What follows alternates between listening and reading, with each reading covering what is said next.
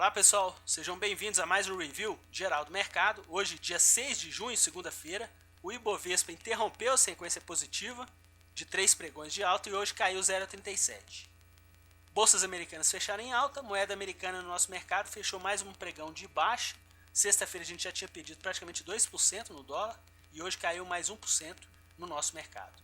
Pessoal, olha aqui esse fluxo comprador, certo? Bem em função do leilão de fechamento.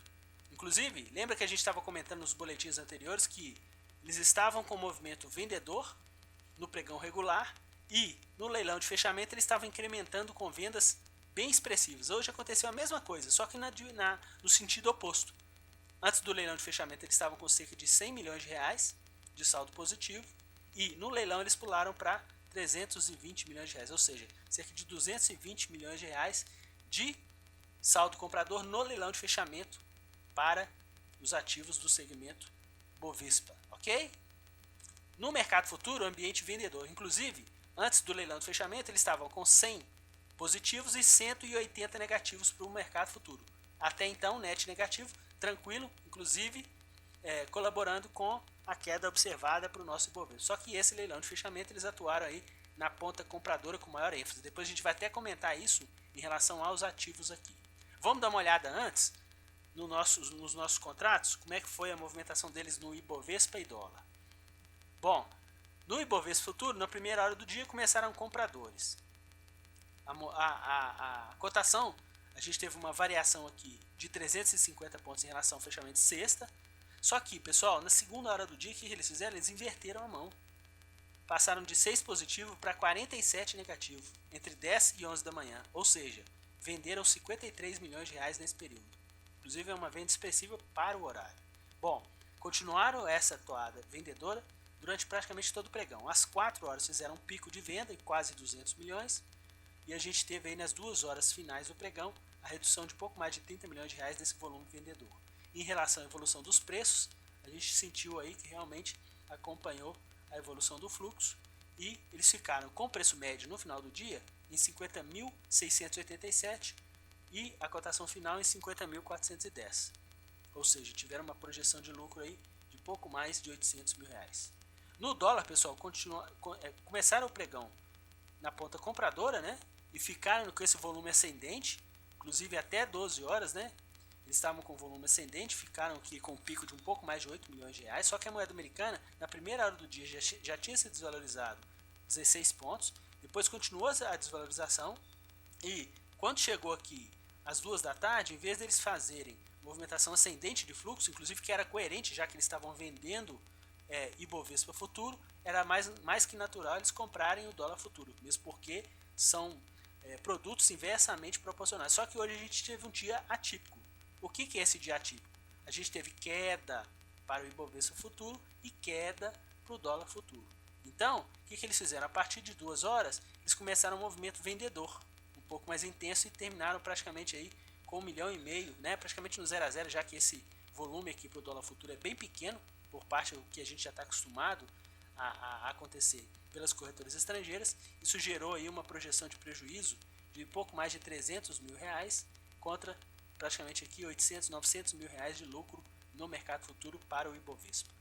Voltando lá a falar dos nossos ativos, pessoal, olha que interessante. A expertise do fluxo estrangeiro que a gente sempre comenta. Mesmo essa toada compradora gigantesca, né, e esse volume, essa variação negativa para o índice no dia de hoje, eles conseguiram comprar, das 10 ações que eles compraram, eles tiveram o quê? Variação média positiva. E dos 10 ativos que eles atuaram na ponta vendedora, tiveram uma variação média negativa. Eles conseguiram ganhar no mercado à vista nas duas pontas, nas ações que eles compraram e nas ações que eles venderam. O que vale ressaltar aqui, pessoal, que nas ações que eles venderam, que eles compraram, exceto o Ambev, eles não compraram as ações que eles estão atuando na ponta vendedora com maior ênfase nos últimos dias. Eles estão atuando bem fortemente na ponta vendedora em ações do setor bancário, Itaú, Bradesco, Banco do Brasil. Inclusive o Banco do Brasil hoje, mesmo nessa toada toda de compra, foi o ativo que eles atacaram como carro-chefe na ponta vendedora. Inclusive o setor bancário está sendo dessa forma.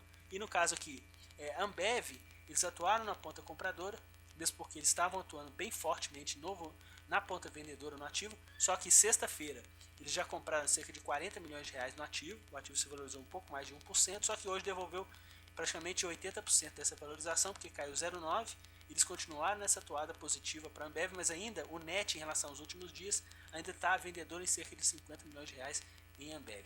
Então quer dizer, no setor que eles atuaram, nos setores que eles atuaram hoje na ponta compradora mais fortemente, por exemplo, Itaúsa estavam atuando na ponta compradora enquanto eles estavam vendendo bastante as ações de Itaú.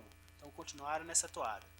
Vale 5 também é um outro ativo que eles estavam atuando na ponta compradora diante de tantas vendas que a gente estava observando no nosso mercado. Então hoje novamente eles atuaram na ponta compradora. Inclusive Vale na sexta-feira foi o segundo ativo de maior volume comprador, cerca de 20 milhões de reais no nosso mercado, né, diante de todas as vendas que a gente vinha observando. O ativo se valorizou mais de 7% e hoje, novamente, o ativo se valorizou em cerca de 3% com volume comprador por parte do fluxo estrangeiro.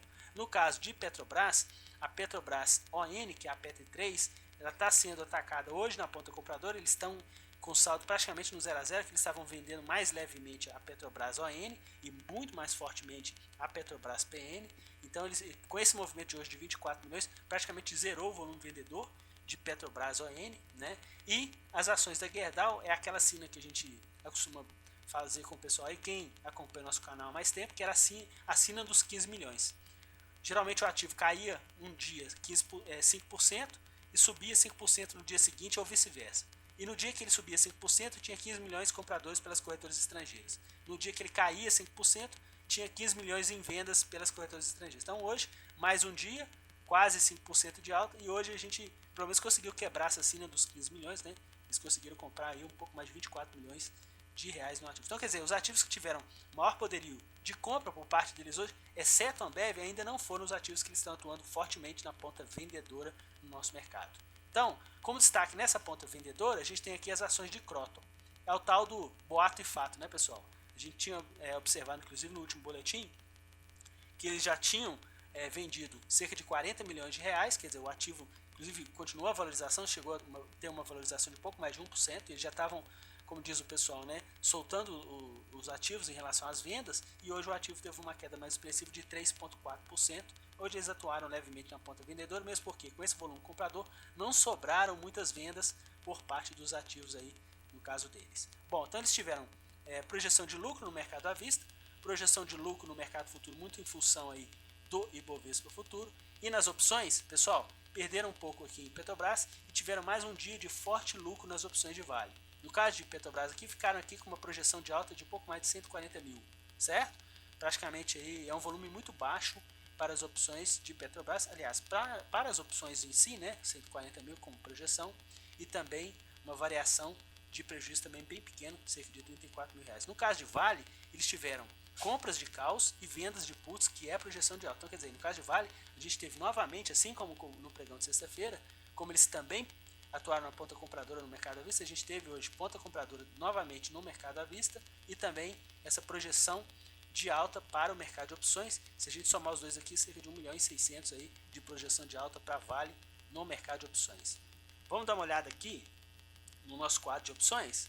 Bom, Petrobras é o que a gente já comentou, né? Ficaram praticamente no 0 a 0, que eles perderam aqui nas opções que eles compraram, eles ganharam nas opções que eles venderam, ficaram com net aí de 34 mil reais de projeção de prejuízo, e o show novamente foi nas opções de Vale, assim como sexta-feira. Sexta-feira, inclusive, eles ficaram com net de 1 milhão de reais entre compras e vendas no nosso pregão. Hoje eles ficaram um pouco mais positivos em relação a isso, né? Inclusive hoje o ativo não chegou nem a subir 7% em relação que ele já tinha subido no pregão de sexta-feira, mas eles conseguiram aferir aí um lucro expressivo nessas opções que eles atuaram na ponta compradora, 39,65%, deu 1 milhão e 200, né? E também conseguiram aferir lucros nas opções que eles atuaram na ponta vendedora de Vale, que deu uma variação média negativa de 3,53, então isso para 2 milhões e 300 deu pouco mais de 80 mil reais de projeção de lucro nas opções de Vale. Ok, pessoal? Vamos ficar atento em relação a esse volume comprador de hoje. Em relação ao Ibovespa futuro, ainda estão com movimento vendedor expressivo. Vamos ver se realmente vai calçar aí uma certa parada nesse volume de queda, né, para o nosso índice em relação ao pregão de hoje, que foi uma queda bem leve, só que vale lembrar que eles não compraram realmente os ativos que eles estão atuando na ponta vendedora com maior ênfase, mas menos mal que hoje, a gente, pela primeira vez, a gente conseguiu ver uma pressão compradora nos ativos do Ibovespa para o nosso mercado. Um grande abraço a todos e até o nosso próximo boletim.